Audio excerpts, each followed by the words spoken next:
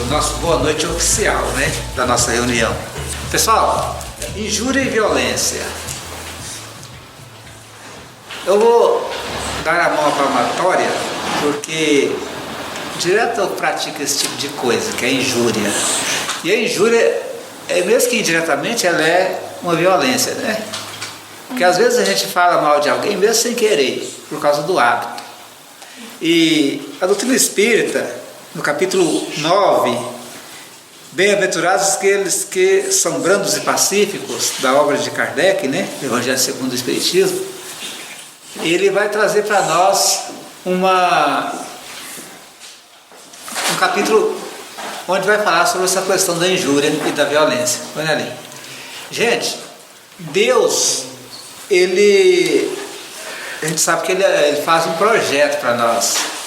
É mais como uma prospecção, né? Uma ideia que vai se tornando real, vai se tornando viva, vai se tornando pensamento do ser humano. Um pensamento divino que toma vida própria, né? Mas nessa caminhada o ser humano, ele passou, então, como eu disse a semana passada sobre esse assunto, nós passamos pelas camadas inferiores da organização da vida. E nessas camadas inferiores, se podemos dizer assim, nós vamos ver os animais serem ferozes uns para com os outros, né? Se agredirem, se atacarem para se defender de um perigo ou para resolver determinados problemas de território. Porque o animal, por instinto, sabe que aquele território só fornece aí determinado número ou quantidade, né, de comida.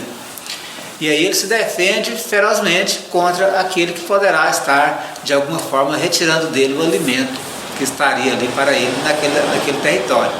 E por isso há a violência, por isso há a agressão deles para com os outros animais, né?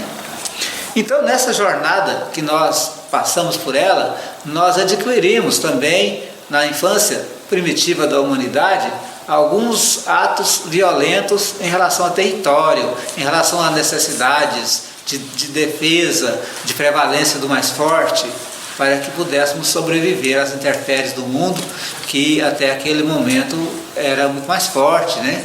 E a humanidade tinha que passar por isso. Bom, alguns resquícios, talvez até muitos resquícios desse tempo ficaram em nós. E a injúria, no caso, a violência, são resquícios desse tempo. A injúria é aquele ato que nós fazemos ao imputar no outro, né, algo que pode levá-lo a se sentir magoado, né? Injuriar, quer dizer, maltratar, lançar uma palavra ofensiva em alguém, né? E a lei trata disso, inclusive junto com calúnia, difamação, que são mais ou menos parecidos. Injúria, calúnia e difamação não é a mesma coisa, mas é quase igual, né? O crime mais forte que tem na lei é a calúnia. Você diz que alguma pessoa cometeu um crime o qual ela não cometeu, né? A difamação, eu vou falar mal de uma pessoa, vou dizer dela aquilo que ela não é, ou mesmo aquilo que ela é, mas sem a necessidade de eu colocar o meu veneno, a minha força naquilo que eu estou falando. Então isso aí é uma difamação. Difamar alguém, né? Falar mal de alguém. E vem a injúria, né? Que é xingar, né?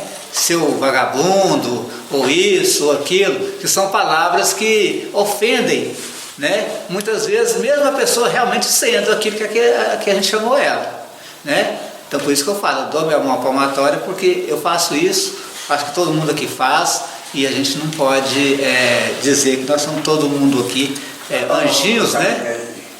Um pouquinho para vocês, porque é um negócio, meus irmãos, aqui dentro, e qualquer lugar que você tiver, se maltratar, te aborrecer, te xingar, te maltratar, você perde a cabeça e perde o Pai Celestial, que pode ter recurso, que é o recurso que Deus deu para você, deu para mim, deu para todo mundo, mas é o recurso que tem, é pedir a Deus o Pai e ficar calado e deixar que Deus está por resolver o resultado, tudo que tem, desse caso dele ali. Pode ter palavra.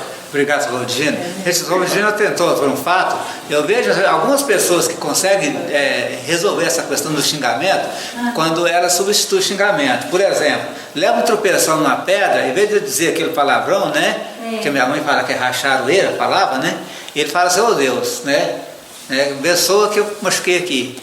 Então, se a pessoa conseguir mudar esse momento, ela vai conseguindo vagarosamente, né, paulatinamente, de acordo com o tempo, com o clima, com o ambiente, com as pessoas que ele convive, ela vai conseguir diminuir e retirar essa questão do comportamento, né? Nós estamos falando aqui de comportamento. A pessoa xinga a outra pessoa, talvez por uma questão de tentar se defender de algo que ela está sendo acusado, ou de tentar, de repente, levar para o outro aquele problema que ela carrega com ela, né?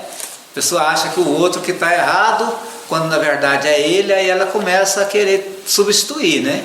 Então ela xinga, ela troca, ela quer mandar para outra pessoa aquilo que ela realmente é dentro dela, né? Eu vi um dia a pessoa dizer que quando a gente aponta o dedo para alguém, assim ó, fica mais ou menos 1, 2, 3 dedos apontando para nós, um dedo apontando para a pessoa e um dedo apontando para Deus, né? Que Deus está vendo aquilo que eu estou fazendo, aquela acusação que eu estou fazendo.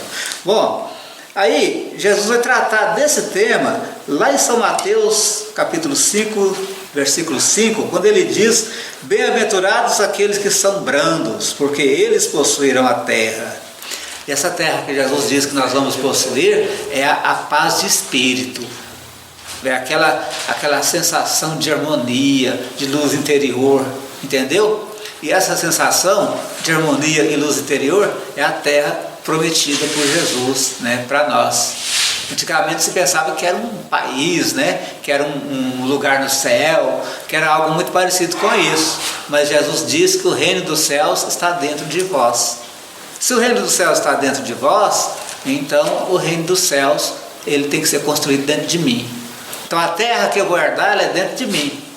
E se eu for a qualquer ponto do espaço, de outra dimensão, qualquer outro lugar, e carregar comigo a minha tristeza, a minha raiva, o meu egoísmo, né, as minhas injúrias, eu vou levar comigo então o inferno.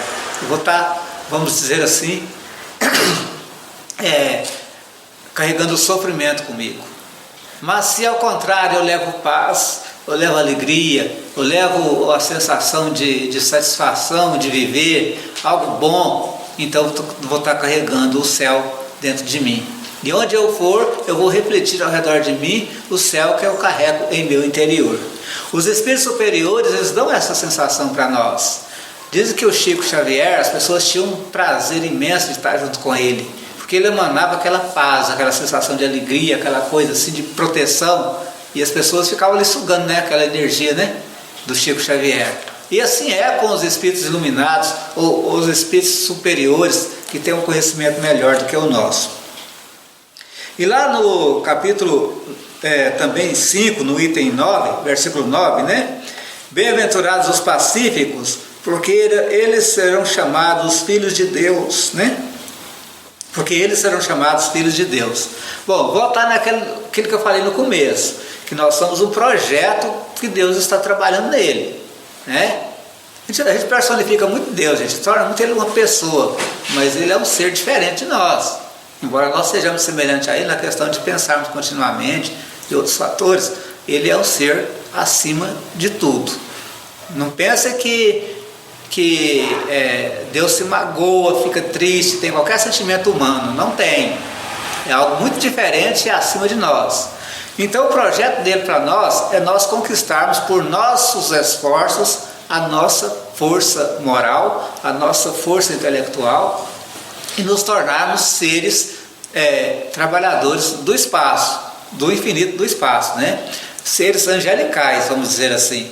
É um projeto para um futuro muito distante ainda, né? E é nós que estamos presos nessa questão de tempo e espaço, gente. Quando a gente se libertar disso, não sei se vamos libertar disso um tempo, sei lá, mais para frente, nós vamos reconhecer tudo que nós somos, tudo que nós fizemos, tudo que nós aprendemos em um pensamento. Vamos percorrer todo o nosso passado. Então, gente, nesse crescimento, Jesus então vai traçando aqui alguns pontos para que a gente possa comportar melhor diante da vida. Então ele diz que são chamados filhos de Deus as pessoas que forem pacíficas, né? Porque realmente filho de Deus é os sentimentos positivos que nós conseguimos juntar em nós.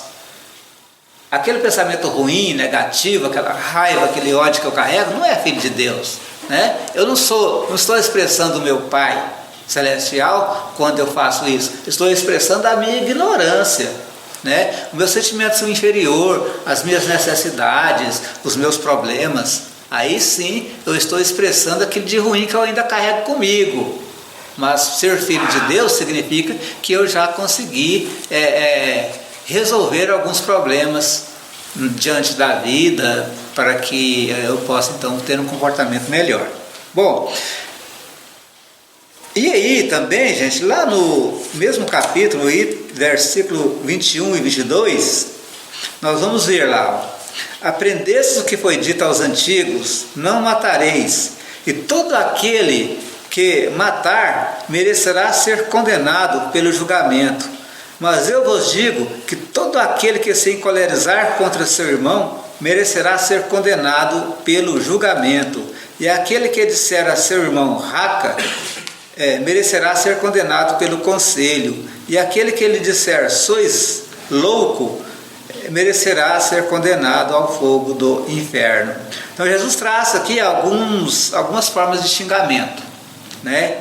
E ele faz assim é muito rigoroso ao falar a respeito disso, né? Que julgamento é esse que Jesus fala? Com a doutrina espírita, nós vamos entender que é a questão da consciência tranquila. A minha consciência foi vilipendiada, ela foi agredida, então a minha própria consciência vai martelar em mim as minhas necessidades, né? Esse é o julgamento, é a gente mesmo que faz. Quando eu reconheço os meus erros e sofro por causa disso, eu estou condenando a minha própria alma ao sofrimento com isso. Na reencarnação, gente, quando a gente volta para esse mundo, o projeto é maravilhoso, né?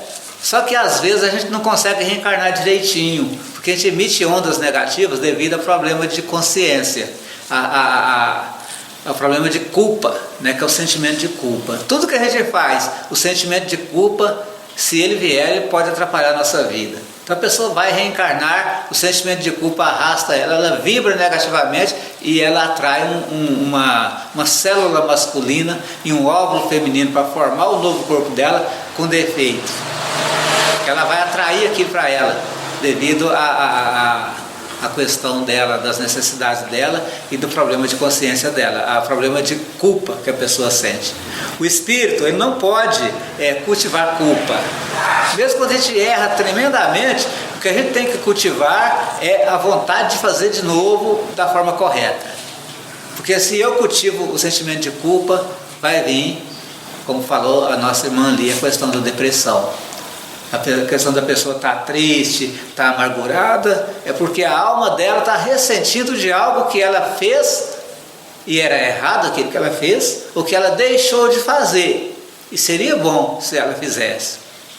E aí a alma ela vai sentindo essas réfregas, né, dos próprios comportamentos, e ela vai sofrer. É o sentimento de culpa. O sentimento de culpa, então, se a gente puder evitar, por mais erro que a gente possa praticar, se a gente puder evitar o sentimento de culpa, a gente evita bastante o sofrimento. E no caso de uma reencarnação, de novas vidas, a gente vai trabalhar para resolver os problemas, mas não necessitará sofrer tanto quanto sofreria se acaso carregasse o sentimento de culpa. Lógico que é natural, né? Vamos dar um exemplo aqui de uma pessoa que praticou o mal mesmo, aquele senhor, aquele rapaz que foi preso aqui em Goiás há pouco tempo, que fez o mal para muita gente e tal, né? Ele não despertou ainda, talvez, para os erros dele, não sei, mas uma hora, um dia, nessa vida ou na outra, ele vai se lembrar ou intuir que já fez isso, e aí pode ser que ele entre num clima de depressão e sofrimento, porque ele não vai aguentar, o sentimento de culpa vai crescer e ele vai praticar, né? No caso ele vai ter a sensação de sofrimento e agonia aumentada por causa disso. Bom, o que foi dito aos antigos? Não matareis. Todo aquele que matar merecerá ser condenado pelo julgamento, ou seja, a consciência, né? Jesus fala que aquele que diz, fala mal do outro, e quando ele fala assim, disser ao seu irmão, raca, o que é isso? É você dizer que alguém não vale nada e escarrar ao mesmo tempo, e cuspir de lado. Essa expressão raca quer dizer isso. Então Jesus diz que essa pessoa vai merecer ser condenada pelo julgamento. Ou seja, a consciência da pessoa um dia vai despertar e ela vai entender que praticou um erro ali naquele momento. E nesse momento ela vai tentar reverter a situação, ou ela vai sentir, né, a sensação de culpa. Se ela sentir a sensação de culpa, ela vai sofrer. Se ela levantar a cabeça, não, errei, vou consertar, não faço isso mais, vou lá, vou pedir desculpa, beleza. Agora se ela cair a cabeça, dizer, não vale nada, não presta, eu sou isso, aí ela está entrando na depressão e na questão consciencial, na dor de consciência. Bom, e mais à frente, Jesus diz que se eu disser que alguém é louco, eu vou merecer ser condenado ao fogo do inferno. É a mesma coisa dos fatos anteriores que ele diz. O que é o fogo do inferno que Jesus relata? É a sensação de arrependimento e o sofrimento decorrente disso, né? Desse arrependimento que vem depois do sentimento de culpa, e é aquele inferno interno ou interior que a pessoa cria para ela. Nesse sentido, a gente precisa entender, nós temos os nossos problemas, os nossos defeitos, e sempre vamos às vezes chamar alguém de louco, ou xingar alguém, ou injuriar alguém, mas nós precisamos mudar o nosso comportamento em relação ao momento em que nós nos flagrarmos, né, em erro, que é direcionar as nossas atitudes para consertar o erro. Porque se eu direcionar as minhas atitudes para a covardia, para o sentimento nocivo, né, de culpa, aí eu não vou consertar o erro, e além disso eu vou sofrer muito até eu conseguir resolver o problema, porque o problema existe, a minha alma está marcada pelo erro que eu pratiquei, de alguma forma eu tenho que apagar isso. Um pai, certa vez, percebendo que o filho era uma pessoa muito difícil, uma criança muito difícil, toda vez que ele conversava com a criança, ela fazia um erro, praticava alguma coisa, quebrava uma vidraça, estragava alguma coisa, ou, né, xingava alguém, caçava briga com outra criança, e o pai foi pensando numa forma de resolver aquela questão com aquela criança. Então, ele chamou o menino e falou com ele, olha, toda vez que você fizer uma coisa que eu não gostar, uma coisa errada, eu vou bater um prego nessa tábua. E mostrou para ele um martelo, uma caixinha de prego e uma tábua perfeita, lisinha. E pendurou essa tábua na parede. Toda vez que o menino praticava um erro, chutava uma coisa, uma bola na vidraça, batia noutra criança, discutia ou xingava a mãe ou alguma coisa, ou qualquer ato desse, o pai olhava, via aquilo, não falava nada com ele, ia lá com o martelo e o prego e batia lá na tábua, pap, pap, pap. E à medida que ele ia batendo prego lá, foi juntando prego na tábua. A tábua já está mais ou menos assim para frente do meio, e o menino olhou aquilo e ficou assim, estranhando aquilo, já estava incomodado. De vez em quando ele escutava o pai lá batia o prego. O pai pedia para poder fazer uma tarefa qualquer, ele não fazia, o pai ia lá e batia um prego. E ele foi ficando incomodado com aquilo, aquela tábua aumentando os pregos, e ele foi ficando, aí ele procurou o pai dele, meu pai, não tem jeito de nós parar de bater esses pregos nessa tábua não, isso está me incomodando demais. Aí o pai dele falou assim, meu filho, toda vez que você errar, eu vou bater um prego ali. Já está te incomodando? Aí tá, pai, tá muito estranho, eu já fiz tudo de coisa errada, não. Como é que é isso? Não, agora vamos fazer uma coisa agora. Se você não praticar nenhum erro mais, ou se esforçar por isso, você vai praticar mais virtudes do que erros. Então toda vez que você errar, bata um prego, e toda vez que você fizer uma coisa boa, eu vou arrancar um prego. Então ele começou a se tornar um menino melhor, mais comportado, e fazia as coisas de forma a agradar o pai, agradar a família, a mãe. E devagarzinho, de vez em quando o pai batia um prego, mas arrancava 2 ou 3. E devagarzinho ele conseguiu que um dia ele olhasse na tábua e não tivesse nenhum prego mais. Aí chegou no pai dele e falou: aí pai, ó, não tem mais nenhum prego, agora eu estou tranquilo, estou livre. Ele falou: não, meu filho, olha lá, cada prego que foi arrancado ficou uma marca. E cada marca daquela está na sua alma. É o erro que você fez para com outra pessoa e fez outra pessoa sofrer. E essas marcas que estão lá simbolizam as marcas que estão no seu espírito, que estão na sua alma. Então você, a partir de agora, vai procurar restabelecer a sua saúde espiritual. Você vai diminuir essas marcas em você. Você vai continuar fazendo bem. Agora você vai se estreitar os laços com as pessoas que você de alguma forma prejudicou. E à medida que você for fazendo isso, eu vou lixando a tábua para você. Mas olha lá que qualquer coisa eu bato mais um prego. E aí foi alguns meses, talvez uns 2 ou 3 anos, que o menino viu a tábua estava lisinha novamente. Aí chamou o pai dele: aí pai, a tábua está lisinha. É, meu filho, continue assim, e dessa forma você vai viver, né, como uma pessoa honesta, sabida, sadia, espiritualmente boa, e vai crescer como espírito, como filho de Deus. Então, gente, a nossa vida, todas as vezes que eu pratico uma injúria, uma violência contra alguém, a nossa alma, a nossa consciência está batendo um prego na tábua da nossa existência. Então não é só eu me arrepender dos erros que pratiquei, eu tenho que também consertar os erros e depois alisar, né? Planar e retirar as marcas. É por isso que tem, inclusive, a reencarnação, porque é com o passar dos anos das reencarnações e do tempo é que nós vamos melhorando essa nossa questão de comportamento. Bom, Jesus então faz por estas máximas da doçura, da moderação, da mansuetude, da afabilidade, da paciência, uma lei, e condena por conseguinte a violência, a cólera e mesmo toda a expressão descortês com respeito ao semelhante.